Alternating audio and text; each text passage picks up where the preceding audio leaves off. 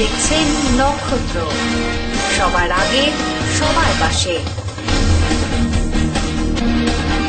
ফিরে এলাম বিরতির পর। রোজভ্যালি কর্তা গৌতম কুণ্ডুর নিঃশর্ত মুক্তির দাবিতে পথে নামলেন রোজভ্যালি জয়েন্ট ফোরাম ও ফিল্ড ওয়ার্কার্স ইউনিয়নের কর্মীরা। একই সঙ্গে বন্ধ হয়ে থাকা 2600টি অ্যাকাউন্ট অবিলম্বে খোলার দাবিও তোলা হয়। শিলিগুড়ির এয়ারভিউ মোড়ে সোমবার থেকে শুরু হওয়া বিক্ষোভ কর্মসূচি শেষ হল বুধবার। এদিন বিক্ষোভ সভাস্থল থেকে কেন্দ্রীয় তদন্তকারী সংস্থার বিরুদ্ধে একটি প্রতিবাদ মিছিলের আয়োজন করা হয়। মিছিলে পা মিলান ইউনিয়নের প্রায় 5000 সদস্য। নর্থ বেঙ্গল রোজভ্যালি জয়েন্ট ফোরামের সদস্য কৌশিক সরকার বলেন, অবৈধভাবে গৌতম কুণ্ডুকে গ্রেফতার করে ব্যাংক অ্যাকাউন্টগুলি সিজ করে রাখা হয়েছে। গৌতম কুণ্ডু সবসময় তদন্তে সাহায্য করেছেন, তাও কেন হঠাৎ এমন সিদ্ধান্ত নেওয়া হলো তা তারা বুঝতে পারছেন না। তাদের দাবি, এর ফলে ফিল্ড ওয়ার্কার ও আমানতকারীরা বেশি ক্ষতিগ্রস্ত হচ্ছেন। অবিলম্বে গৌতম কুণ্ডুর মুক্তি এবং সিজ করা অ্যাকাউন্টগুলি পুনরায় খোলার দাবি জানিয়েছেন নর্থ বেঙ্গল রোজভ্যালি জয়েন্ট ফোরামের পক্ষ থেকে। উদ্দেশ্য, আমরা দীর্ঘদিন 2 বছর ধরে আমরা ভুক্তভোগী। এটার 2 বছর ধরে আমাদের যারা ম্যানেজমেন্ট তাদেরকে ইডি বলেন, এসএফআই বলেন, সিবিআই বলেন, প্রত্যেকে ডেকেছিল এইসব ইনকোয়ারি করার জন্য এবং তারা আমাদের সহযোগিতা করেছেন।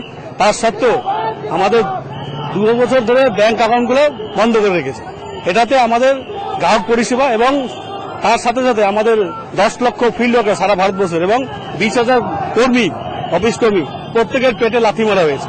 আমরা চাচ্ছি যে আমাদের এই তদন্তের স্বার্থে অ্যাকাউন্ট বন্ধ না করে অ্যাকাউন্টটা খুলে দিয়ে আমাদের সহযোগিতা করা হোক, যাতে আমরা স্বচ্ছভাবে গ্রাহক পরিষেবা এবং আমাদের যারা ওয়ার্কার এবং স্টাফ সবাই যাতে রুজি রোজগার এখান থেকে করতে পারে। এটাই।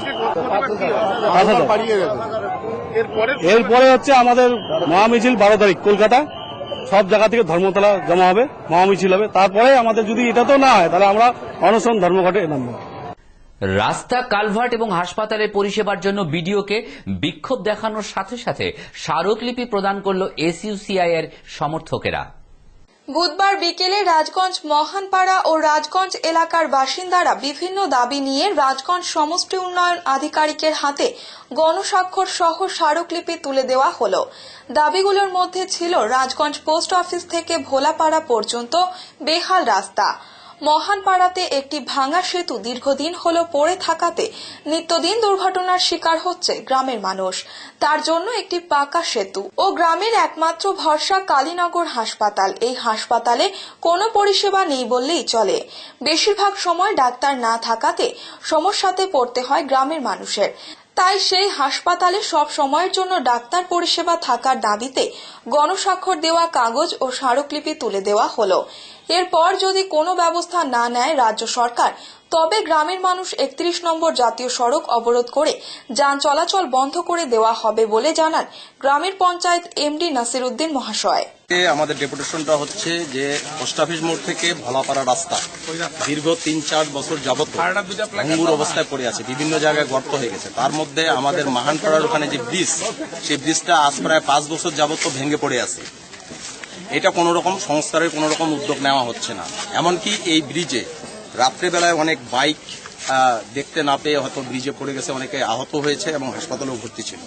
আমরা দাবি করছি যে অবিলম্বে যাতে আমাদের এই রাস্তাটা মেরামত হয় এবং ব্রিজ সংস্কার করা হয়। তাছাড়াও আরো একটা বিশেষ দাবি আমাদের আছে, সেটা হচ্ছে যে কালীনগর হাসপাতালে কোনো ডাক্তার নেই, ডাক্তারের কোনো পরিষেবা এলাকার মানুষ পায় না।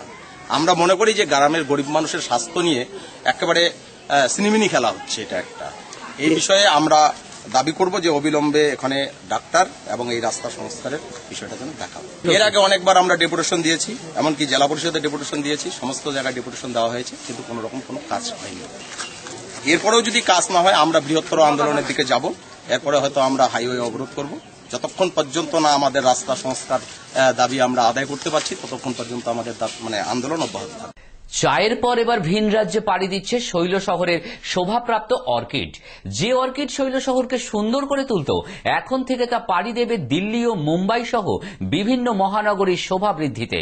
দিনের পর দিন চাহিদা বেড়ে চলেছে পাহাড়ের অর্কিডের। বিক্রেতারা জানাচ্ছে, অফ সিজন থাকা সত্ত্বেও এখনো পর্যন্ত চাহিদার তুলনায় ফুলের যোগান দেওয়া সম্ভব হচ্ছে না। প্রতিবেশী রাজ্য সিকিম সহ দার্জিলিং এর এই অর্কিড প্রায় 40 থেকে 50 টাকা দিয়ে কিনে আনা হচ্ছে।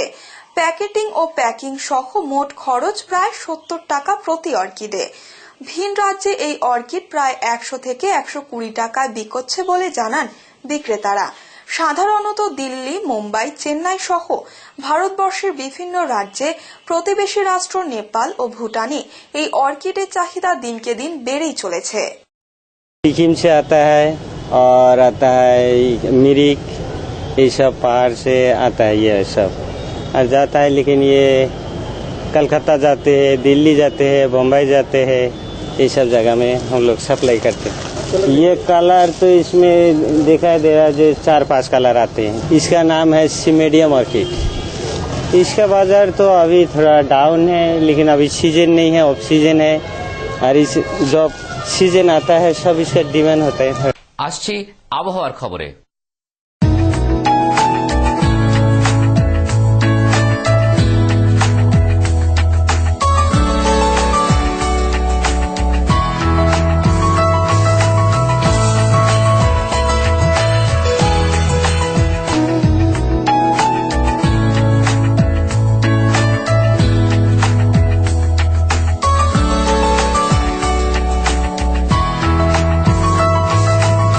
নক্ষত্র নিউজ আপাতত এই পর্যন্তই। ফিরে আসবো আরো গুরুত্বপূর্ণ খবর নিয়ে। ততক্ষণ সঙ্গে থাকুন, দেখতে থাকুন নক্ষত্র নিউজ।